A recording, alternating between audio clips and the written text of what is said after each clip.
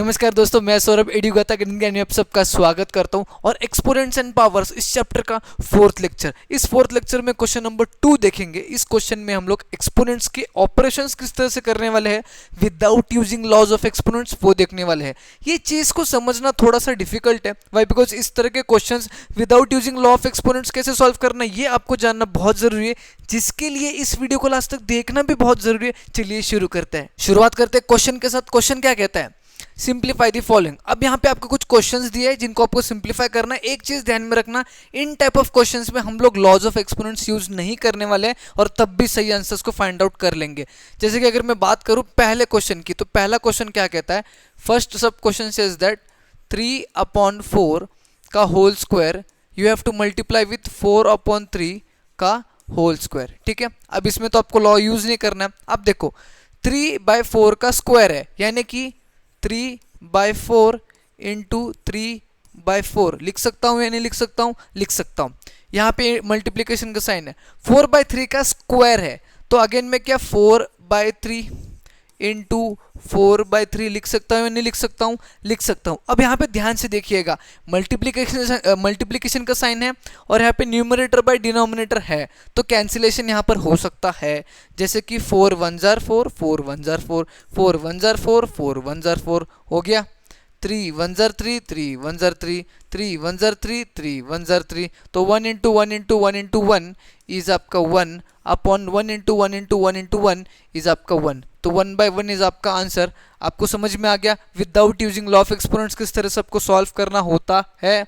अब देखते हैं सेकंड सब क्वेश्चन को। सेकंड क्वेश्चन को पहले तो लिखेंगे, साइमल्टेनियसली पढ़ेंगे, तभी हमको पता चलेगा कि हम लोग क्या क्या कर सकते हैं। क्वेश्चन कहता है कि हमें पहले तो 1/2 का क्यूब यानी कि power 3 plus 3/4 to the power 2, इन दोनों को ऐड करना है। ठीक है, ऐड करने के बाद इन्हें हमें मल्टीप्लाई करना है -2/3 के क्यूब से। किससे? क्यूब से, पावर 3 से। अब देखो इतना बड़ा क्वेश्चन अगर आपको लग रहा है, डिफिकल्ट लग रहा है, तो डरना नहीं है। पहले तो इस ब्रैकेट को सॉल्व करो। ब्रैकेट में दिया है 1/2 का क्यूब प्लस 3/4 का स्क्वायर। ठीक है, अब हमारे पास ऑप्शन नहीं है, लॉज यूज नहीं कर सकते, तो हम लोग क्या करेंगे 1/2 का क्यूब ही निकाल लेंगे। अब 1 का क्यूब कितना होता है? 1 इंटू 1 इंटू 1 इज 1, तो 1 अपॉन 2 का क्यूब कितना होता है? 2 इंटू 2 इंटू 2 8, तो ये आ गया 1/8 प्लस यहाँ पे 3/4 का स्क्वायर चाहिए। 3 का स्क्वायर इज 9, 4 का स्क्वायर इज 16। ठीक है, इंटू -2/3 का क्यूब एज इट इज आने वाला है। अब यहाँ पे देखो 8 और 16 डिनोमिनेटर है, दोनों एक टेबल में है। जी हाँ, 8 के टेबल में है, 16 बड़ा है तो 16 एलसीएम है, यानी कि इस फ्रैक्शन को बस 2 से मल्टीप्लाई करेंगे तो ये आ जाएगा 2/16 प्लस 9/16। फिर इस चीज़ को अगेन हम लोग मल्टीप्लाई करेंगे -2/3 के क्यूब से। ठीक है, अब इस साइड सॉल्व करते हैं। अब 2/16 प्लस 9/16 इज आपका 11/16, जिसको हमें मल्टीप्लाई करना है -2/3 के क्यूब से।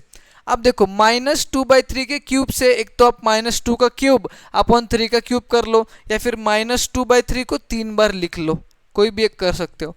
जैसे कि अगर मैं लिखता हूँ -2/3 इंटू -2/3 इंटू -2/3, ताकि आपको आसानी से समझ में आ जाए। अब देखो 2 1 2, 2 8 16, 2 1 2, 2 4 8, 2 1 2, 2 2 4। ठीक है, minus into minus plus, plus into minus minus, -1 into 11 is -11 upon 3 3 9, 9 3 27 and 27 2 3 3 9, 9 3 27, 27 2 कितना आता है? 27 2 7 2 14, 2 2 4 प्लस 1 5, तो यहाँ पे आ गया -11/54। क्या आ गया आपका आंसर? -11/54। देखो यहाँ पे सबसे पहले अपने ब्रैकेट को सॉल्व किया, उसमें आपको आया 11/16 आंसर। उसके बाद उसको -2/3 के क्यूब से मल्टीप्लाई किया। अब क्यूब है तो मैंने उसको 3 बार लिखा। अब क्यूब है तो -2 का क्यूब आप डायरेक्टली -8 लिख सकते हो अपॉन 27, -8/27 करोगे तब भी आपको यही फाइनल आंसर आने वाला है, या फिर आप इस तरह से करोगे तब भी आपको यही फाइनल आंसर आने वाला है। फिलहाल नेक्स्ट क्वेश्चन की तरफ बढ़ते हैं। नेक्स्ट क्वेश्चन जो है, इस क्वेश्चन में सबसे इजीएस्ट सब क्वेश्चन रहने वाला है। क्यों, मैं आपको बताता हूं, और कैसे वो भी मैं आपको बताता हूं। क्वेश्चन लिख लेते हैं। 3⁵ इंटू 1/15⁵ इंटू 5⁵. ठीक है, दिस इज योर क्वेश्चन. अब 3:5 है, मेरे को पता नहीं बाबा 3:5 की वैल्यू क्या है, बट मुझे ये पता है कि 3 को मैं अगर 5 बार मल्टीप्लाई करता हूँ तो उसकी वैल्यू आएगी. सही है गलत है? सही है, कर दिया 5 बार मल्टीप्लाई. उसके बाद 1/15⁵, उसकी वैल्यू नहीं पता है, बट मुझे ये पता है कि 1/15 को मैं अगर 5 बार मल्टीप्लाई करता हूँ तो मेरा वही आंसर आने वाला है जो आना चाहिए. ठीक है, हो गया 4 बार और एक और बार 5 बार. अगेन सिमिलरली बोला है 5:5, वो भी नहीं पता, तो मैं 5 को भी 5 बार मल्टीप्लाई करता हूँ, मतलब 5 को भी 5 टाइम्स मल्टीप्लाई करता हूँ. किया, पहला स्टेप तो समझ में आ गया. दूसरा स्टेप देखो, 5 1 jar 5 3 jar, 5 1 jar 5 3 jar, 5 1 jar 5 3 jar, 5 1 jar 5 3 jar, 5 1 jar 5 3 jar. Easy है. आगे देखो, 3 1 jar 3 1 jar, 3 1 jar 3 1 jar, 3 1 jar 3 1 jar, 3 1 jar 3 1 jar, 3 1 jar and 3 1 jar. क्या आ गया? 1 को कितने भी टाइम मल्टीप्लाई कर लो 1 आएगा, अपन 1 को कितने भी टाइम मल्टीप्लाई कर लो 1 आएगा. यानी कि at the end of the day आपका आंसर क्या आ गया? 1. दिखने में पावर बड़ा हो सकता है, ज़्यादा हो सकता है, बट जब आप सॉल्व करने जाते हो कुछ इस प्रकार से दिमाग लगाओगे, बहुत जल्दी आंसर आने वाला है. बढ़ते हैं नेक्स्ट क्वेश्चन की तरफ. नेक्स्ट हमारे पास 2 क्वेश्चंस और बाकी है. इस क्वेश्चन में 2 सब क्वेश्चंस बाकी है, जिसमें से 4th वाला सब क्वेश्चन क्या कहता है? -3 का क्यूब करना है, जिसे हमें डिवाइड करना है 3/5 के स्क्वायर से. -3 के क्यूब को 3/5 के स्क्वायर से डिवाइड करना है. ठीक है, अब देखो -3 का क्यूब, मैंने क्या बोला था? मैंने आपको 2 केसेस पढ़ाए थे जहां पर आपका बेस अगर माइनस है, ठीक है, और उसका पावर अगर ऑड नंबर है, तो आपका आंसर माइनस आने वाला है. बेस माइनस है, पावर ऑड है, तो आंसर माइनस आएगा. -3 का क्यूब इज, मतलब 3 का क्यूब इज 27, तो -3 का क्यूब इज -27. इसे हमें डिवाइड करना है 3/5 के स्क्वायर से. 3 का स्क्वायर इज 9, 5 का स्क्वायर इज 25. फर्स्ट स्टेप समझ में आ गया. ठीक है, सेकंड स्टेप, -27 इंटू 25/9. रेसिप्रोकल कर दिया मल्टीप्लिकेशन लगाने के लिए. 9 1 जार 9, 9 3 जार 27, 25 3 जार 75, तो -75 आपका आंसर आएगा. इसका अल्टरनेट मेथड वो तो इससे भी ज़्यादा है जी. -3 को 3 टाइम्स मल्टीप्लाई करो. आगे यहाँ पे 3/5 का स्क्वायर है, ठीक है, डिवीजन है, तो मैं अगर मल्टीप्लाई करता हूँ तो 5 का स्क्वायर डिवाइडेड बाय 3 का स्क्वायर आएगा. Is that right? ठीक है, अब देखो 3 1 jar 3, 3 1 jar 3, -1, 3 1 jar 3, 3 1 jar 3, -1, 5 5 jar 25, 25 3 jar 75, minus into minus plus, plus into minus is minus, तो आंसर इज -75. दोनों मेथड मैंने आपको बताया, जो भी आपको इजी लगेगा, अप्रोप्रिएट लगेगा, वो आप करिए. वाई? बिकॉज यहाँ पे हमें लॉ यूज ही करना नहीं है. इस क्वेश्चन का लास्ट सब क्वेश्चन कहता है -19⁻7 इंटू 0⁻100. इसका आंसर हमें फाइंड आउट करना है. अब ये क्वेश्चन लिखने के बाद -19⁻7 है, तो -19 को 7 टाइम्स आपको मल्टीप्लाई करते नहीं बैठना है. क्यों? क्योंकि आपको यहाँ पे देखना है कि 0⁻100 है, तो 0 के पावर में कुछ भी हो, 0 को कितने भी बार मल्टीप्लाई करो 0 से, आंसर तो 0 ही आने वाला है. और अगर 0 को आप 19⁻7 -19⁻7 को भी मल्टीप्लाई करते हो, तो यहाँ पे भी आपका आंसर वेरी ऑब्वियसली क्या आने वाला है?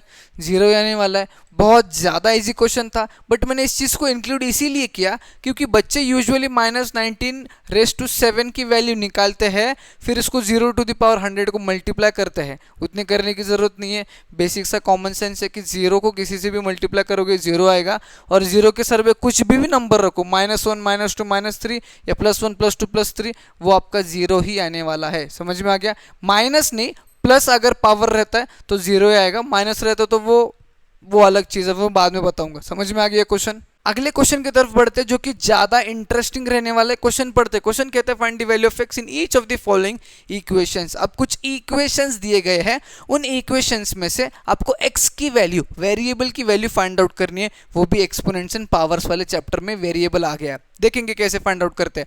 जैसे कि अगर मैं सबसे पहला सब क्वेश्चन लिखता हूं तो that is -64/125 is equal to -4/x का क्यूब।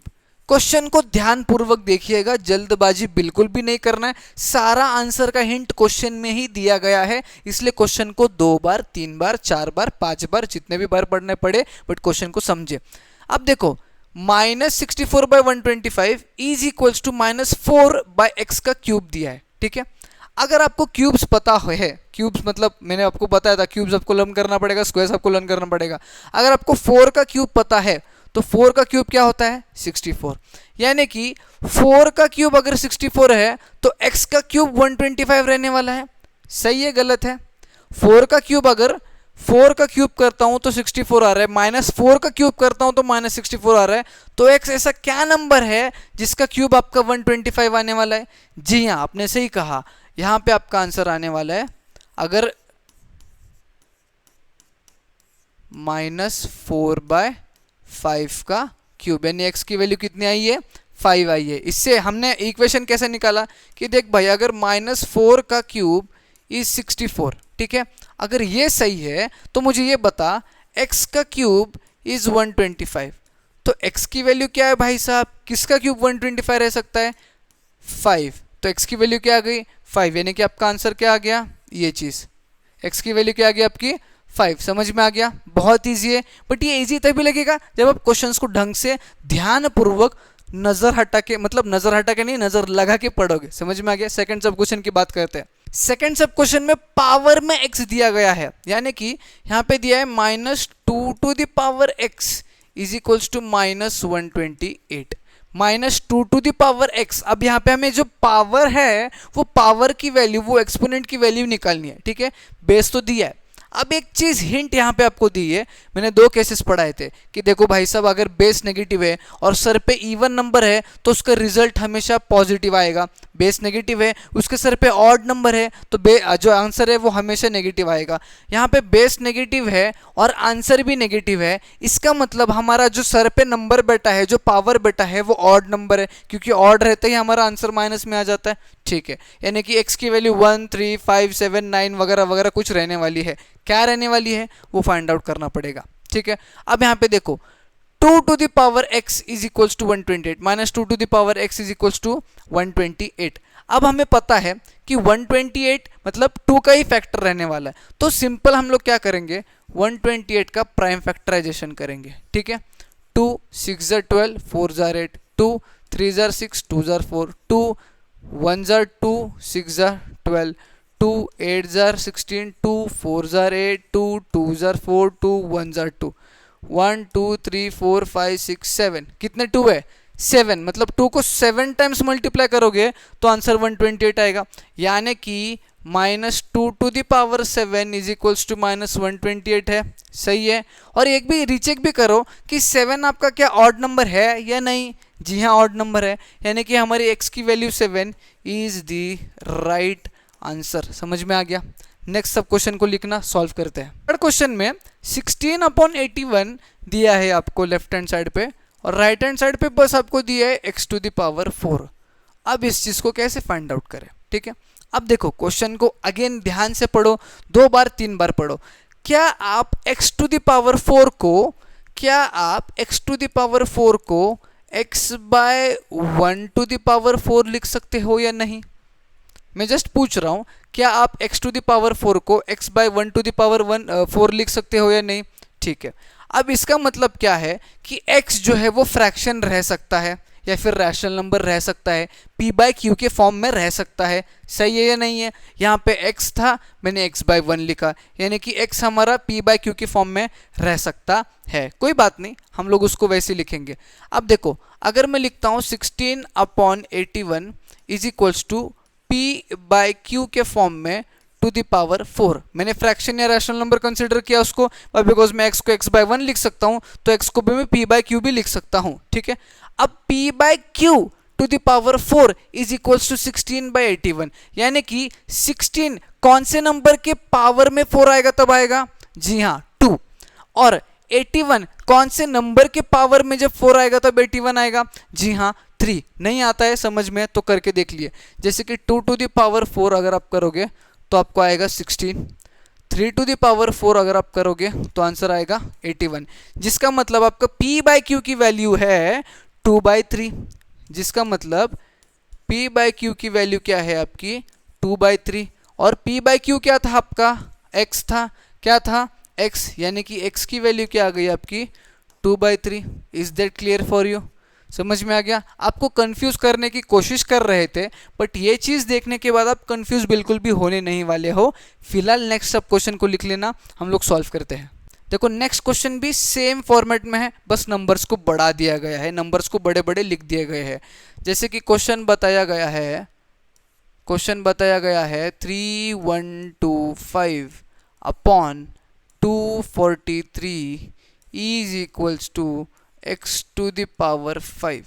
ठीक है, अब यहाँ पे x को मैं x बाय 1 भी लिख सकता हूँ और x को मैं p बाय q के फॉर्मेट में भी लिख सकता हूँ। ठीक है, तो मैं क्या कंसिडर करता हूँ, x को p बाय q के फॉर्मेट में कंसिडर करता हूँ, तो 3125 upon 243 is equals to p by q to the power 5। अब p ऐसा क्या नंबर होगा जिसको 5 मतलब पावर 5 अगर उसका होगा, यानी कि उसको 5 बार मल्टीप्लाई करेंगे तो 3125 आएगा, और q ऐसा कौन सा नंबर होगा जिसको 5 बार मल्टीप्लाई करेंगे तो 243 आएगा। अब देखो यहाँ पे यूनिट्स में 5 है, यानी कि मुझे मेरे हिसाब से तो 5 ही होगा यहाँ पे आंसर, है या नहीं चेक करते हैं। 5 5 5 5 5, ठीक है, 5 5 25, 25 5 125, 125 5 कितना होता है 25, 5 2 10 11 12 6 625, और 625 इंटू 5 कितना होता है 625 इंटू 5, 5 5 25, 5 2 10 11 12 6 5 30 31, यानी कि 3125। यहाँ से क्या क्या पता चला हमें कि p की जो वैल्यू है, p जो ऊपर है वो क्या है आपका 5, नीचे q इज 243, 243 ऐड करो, 2 + 4 6, 6 + 3 9, यानी कि ये 3 से डिविजिबल है, और ये 3 का ही पावर टू दी 5 ही 243 आने वाला है, यानी कि p आपका रहने वाला है 5 और q आपका रहने वाला है 3।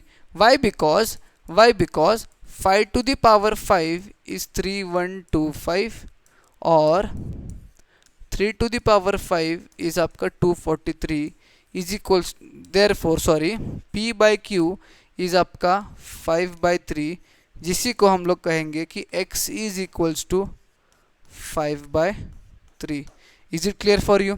तो आज की वीडियो में हमने ये दो टाइप ऑफ क्वेश्चंस को देखा है, सॉल्व किया है।